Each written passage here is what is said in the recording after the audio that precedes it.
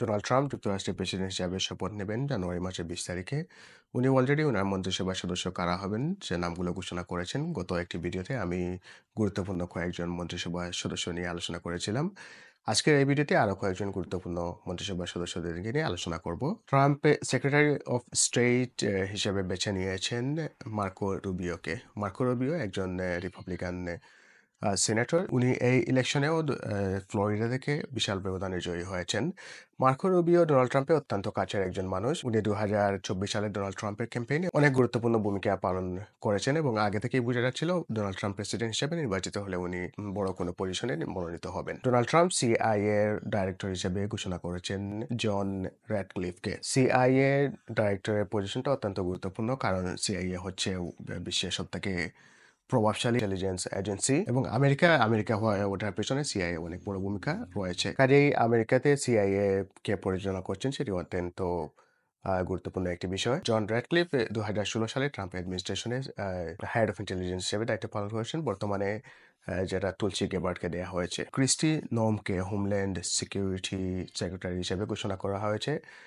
Homeland security বলতে আমাদের বাংলাদেশের স্বরাষ্ট্রমন্ত্রী যাকে বোঝায়, সে স্বরাষ্ট্র মন্ত্রণালয়ের যেসব দায়িত্ব রয়েছে সিমিলার দায়িত্ব পালন করবেন ক্রিস্টি নোম।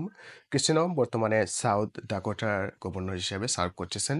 উনি একজন রিপাবলিকান এবং ডোনাল্ড ট্রাম্পের অত্যন্ত কাছের একজন মানুষ। ইমিগ্রেশন নিয়ে ক্রিস্টি নোমের আইডিওলজি এবং ডোনাল্ড ট্রাম্পের আইডিওলজি একই, এর জন্য ক্রিস্টি নোমের এই নমিনেশনটা খুবই গুরুত্বপূর্ণ। ক্রিস্টি নোম বর্ডার টম হমানের সাথে অত্যন্ত গুরুত্বপূর্ণ দায়িত্ব পালন করবেন ডোনাল্ড ট্রাম্পের অতি প্রত্যাশিত ম্যাস ডিপোর্টেশন কার্যক্রম সফল করার জন্য। এডুকেশন সেক্রেটারি হিসেবে ডোনাল্ড ট্রাম্প লিন্ডা ম্যাকমাহনকে ঘোষণা করেছেন। ম্যাকমাহন নামটা আপনারা হয়তোবা অনেকে চিনে থাকবেন। ডাব্লিউডাব্লিউই যে একটি অর্গানাইজেশন রয়েছে, যেটা ডাব্লিউডাব্লিউ রেসলিং হিসেবে আমরা চিনে থাকি। এই ডাব্লিউডাব্লিউই এর অন্যতম একজন প্রতিষ্ঠাতা হচ্ছেন লিন্ডা ম্যাকমাহন। ডোনাল্ড ট্রাম্প অনেকটা সারপ্রাইজিংলি ওনাকে এডুকেশন সেক্রেটারি হিসেবে দায়িত্ব দিয়েছেন। ডোনাল্ড ট্রাম্প ইন্টেরিয়র সেক্রেটারি হিসেবে ঘোষণা করেছেন ডগ বারগামকে। ডগ বারগাম নর্থ ডাকোটার বর্তমান গভর্নর। উনি একজন প্রভাবশালী ব্যবসায়ী এবং ডোনাল্ড ট্রাম্পের অত্যন্ত কাছের একজন মানুষ। ইন্টেরিয়র সেক্রেটারি খুবই গুরুত্বপূর্ণ একটি পজিশন। ডোনাল্ড ট্রাম্প ঘোষণা করেছেন আমেরিকাতে অভ্যন্তরীণ তেলের উৎপাদন বৃদ্ধি করবেন এবং সেটা করতে গেলে ইন্টেরিয়র সেক্রেটারি অনেকটা গুরুত্বপূর্ণ ভূমিকা পালন করতে পারেন। সবশেষে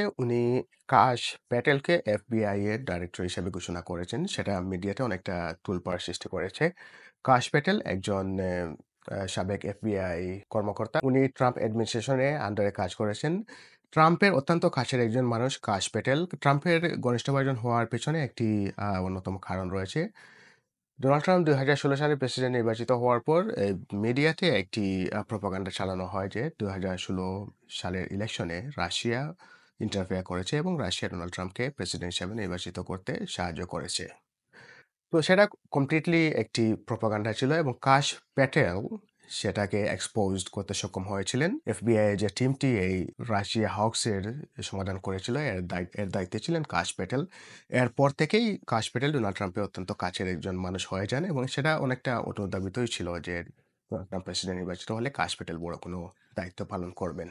তবে এফবিআই এর ডাইরেক্টর হয়ে যাবেন সেটা অনেকটা অপ্রত্যাশিত ছিল এবং উনি ডাইরেক্টর হিসেবে নিয়োগ পাচ্ছেন সেটা মিডিয়াতে আসার পর প্রায় বিশেষ করে লিবারেল মিডিয়াগুলোতে অনেকটা আগুন লেগে যাওয়ার মতো অবস্থা হয়েছে। বর্তমানে যে এফবিআই ডাইরেক্টর হিসেবে রয়েছেন উনি ট্রাম্প ২০১৬ সালে নিয়োগ দিয়েছিলেন এবং সামহাউ উনি ট্রাম্পের এগেইনস্টে এফবিআই অনেকটা বিতর্কিত কাজ করে। এফবিআই ডাইরেক্টর হিসেবে যে পজিশনটা সেটা ১০ বছরের জন্য নিয়োগ দেওয়া হয়। বর্তমান এফবিআই ডাইরেক্টর হিসেবে যিনি আছেন উনার অলরেডি আরো ২ থেকে ৩ বছর সময় রয়েছে।